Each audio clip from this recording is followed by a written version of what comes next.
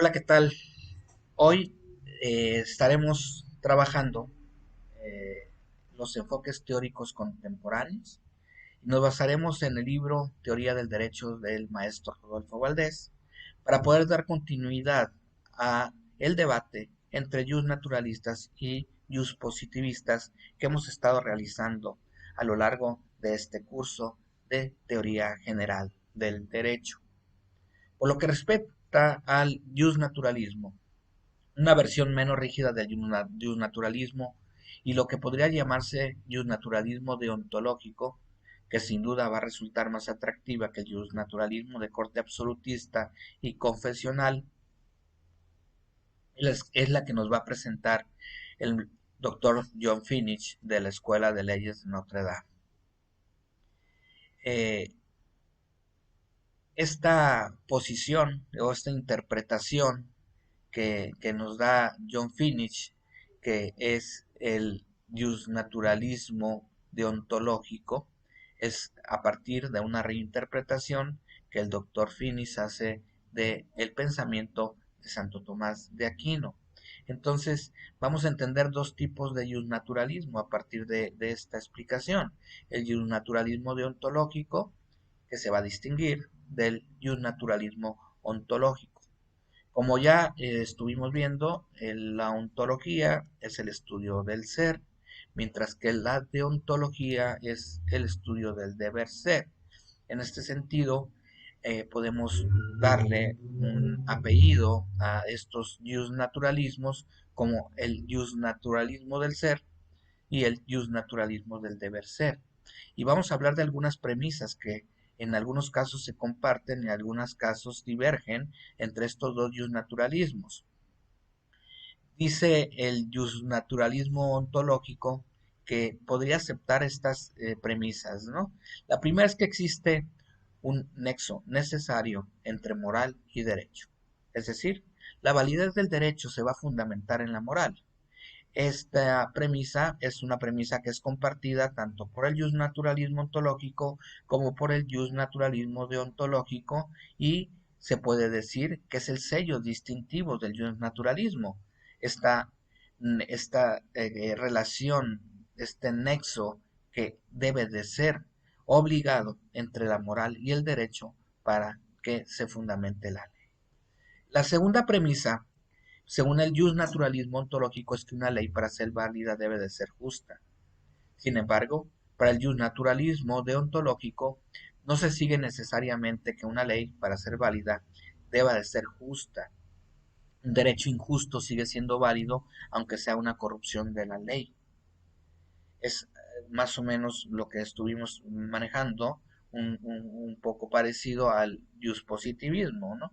Que acepta una ley solamente porque sea una ley, aun cuando no tenga una relación de justicia en la práctica, ¿no? El derecho natural es la tercera premisa, la premisa C, se va a deducir de la naturaleza humana según el naturalismo ontológico, mientras que para el naturalismo deontológico el derecho no se deduce de la naturaleza humana.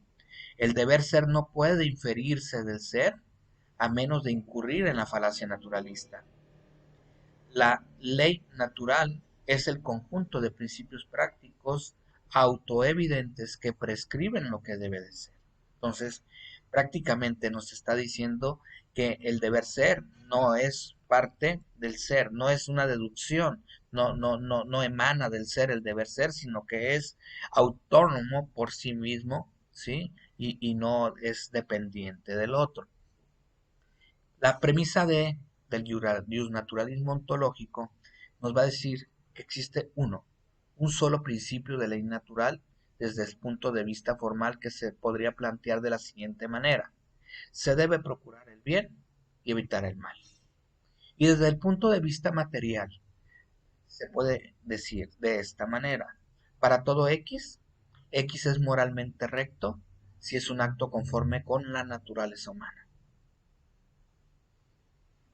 Sin embargo, se podría entender este naturalismo ontológico en el sentido en que la naturaleza humana es una naturaleza buena, de bondad, de bien, y no contempla, como en el caso del naturalismo deontológico, que existe una pluralidad de principios prácticos de acuerdo con la pluralidad que existe también de inclinaciones naturales de los individuos. Estas inclinaciones naturales, al ser bienes básicos, son inconmensurables y por lo tanto no son susceptibles de jerarquización. Tienen un sentido de acuerdo al grupo al que pertenezca esta, este individuo, al grupo, al subgrupo, a la moral, a la cultura que se encuentra dentro del mismo, por lo que no podría plantearse la premisa como se plantea en el naturalismo ontológico. Finalmente, el último fundamento de validez de la ley es la ley eterna, según el naturalismo ontológico, mientras que el naturalismo deontológico nos dice que los principios normativos, en tanto son principios autoevidentes, no requieren de una ulterior fundamentación en la ley eterna. A partir de estas dos diferencias de Finis, vamos a ver que, de acuerdo con él, ser naturalista desde el punto de vista deontológico, por lo pronto no compromete con respecto a la crítica tantas veces escuchada de que se incurre en la falacia naturalista. No es necesario llegar hasta Hume o hasta Kant para distinguir claramente entre el mundo del ser y el mundo del deber ser. En la Suma Teológica, que es un escrito, uno de los principales escritos de Santo Tomás de Aquino, este distingue claramente entre los dos órdenes. Uno es el mundo descriptivo, que describe, y otro es el del mundo prescriptivo, que prescribe, que te dice qué hacer, ¿no? El ser es el que describe y el deber ser es el que prescribe. Los dos, los principios de ley natural son principios per se nota, es decir, principios conocidos por sí mismos y no a partir de otra cosa, como por ejemplo de la naturaleza humana. Pero además a la pregunta que se formula Tomás de Aquino en cuanto a dicha cuestión, a saber si los preceptos de ley natural son muchos o solo uno, responde sin titubear que son muchos. El aquinate, de acuerdo con Finis, es decir, esas cualidad de la que emana, todo emana de Dios, no se compromete con un monismo, sino con un pluralismo de principios, que es lo que posibilita la coexistencia de diversos planes de vida en una sociedad, todos igualmente buenos y dignos de respeto. Puede darse otro paso adelante y sostener que en tanto los principios normativos de la ley natural son principios per se nota, no requieren una ulterior justificación. Por lo tanto, no se necesita postular una ley eterna que los justifique, o bien no se necesitaría ser creyente para aceptar tales principios. Se trataría de una ley natural, secularizada, que justifica una respuesta y un naturalista con pretensiones de universalidad. No se necesita ser creyente para entender y justificar que no debe privarse de la vida a un ser humano inocente o que todo ser humano tiene derecho a la libertad de expresión. En otra dirección de pensamiento, en 1971, John Rawls publica una teoría de la justicia, un intento más serio, junto con el de Jürgen Habermas, de ofrecer una fundamentación racional de las normas morales. La obra de Rawls no solo ha tenido una influencia directa en la reformulación del vínculo entre derecho y moral, sino que también ha estimulado el interés de muchos filósofos del derecho por la filosofía política. En efecto, uno de los conceptos básicos de la filosofía política es el de autoridad normativa y su vinculación lógica con la pretensión de obediencia. Dicha pretensión implicaría que se presume la corrección o legitimidad por parte de quien ordena con respecto a lo ordenado. Si esto es así, se puede decir que esa pretensión de corrección tiene una connotación moral, además de sostener la tesis de que existe una conexión débil, no fuerte, pero necesaria entre derecho, política y moral. Esta ha sido la posición sostenida, entre otros filósofos, por Ernesto Garzón Valdés de la Universidad de Buenos Aires, Dicha tesis apunta, por supuesto, al rechazo de la tesis clásica de la separación entre derecho y moral, tesis sostenida por autores contemporáneos como Eugenio Bulling. Detengámonos también en estas dos posiciones teóricas. Ernesto Garzón Valdés defiende la tesis de la vinculación a partir de la equivalencia, lo que Hart ha llamado el punto de vista interno, con el punto de vista moral, puesto que las razones para obedecer el derecho solo pueden ser prudenciales o morales, y el punto de vista externo, al que también se refiere Hart, alude a las razones prudenciales. Entonces, el punto de vista interno solo podría implicar una adhesión a las normas jurídicas por razones morales.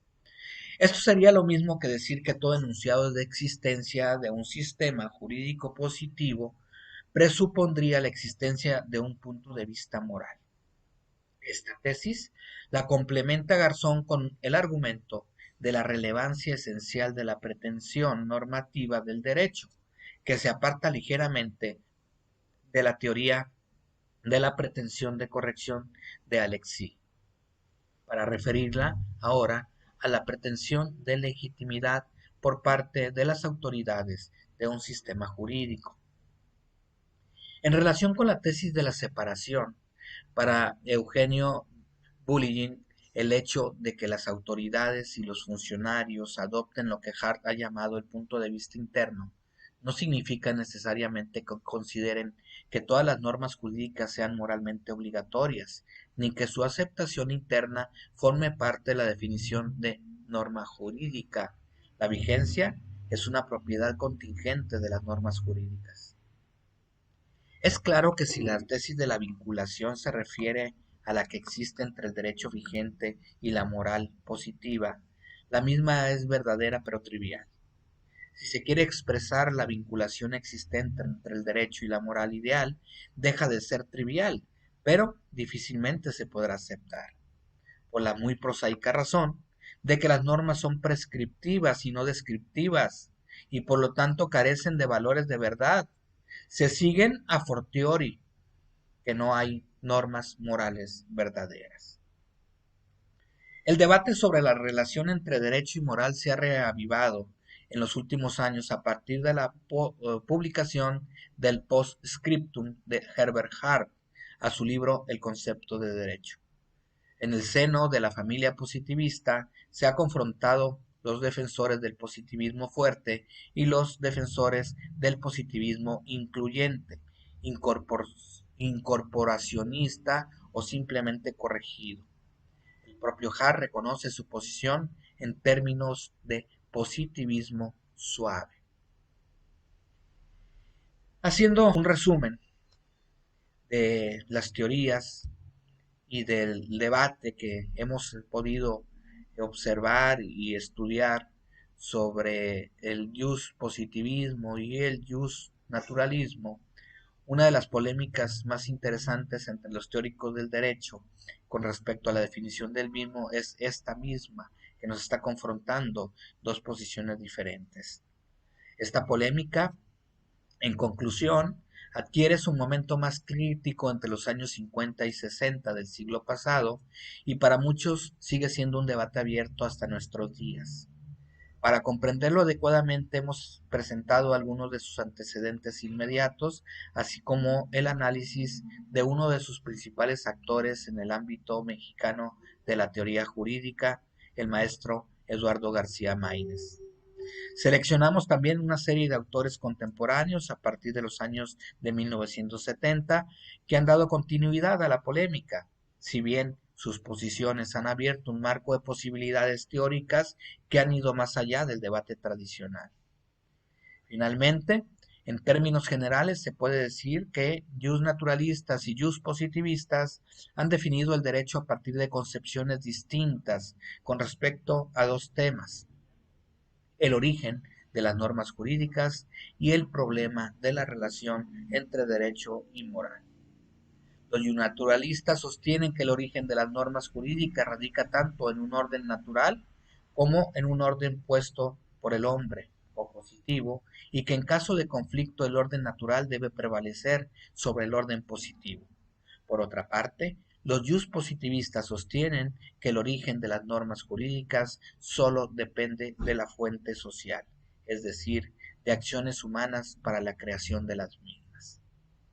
Asimismo, mientras que los naturalistas sostienen la tesis de la vinculación entre el derecho y la moral, los positivistas sostienen la tesis de la separación. Muchas gracias. Hasta aquí espero que podamos haber entendido los conceptos y las posturas entre naturalismo y positivismo.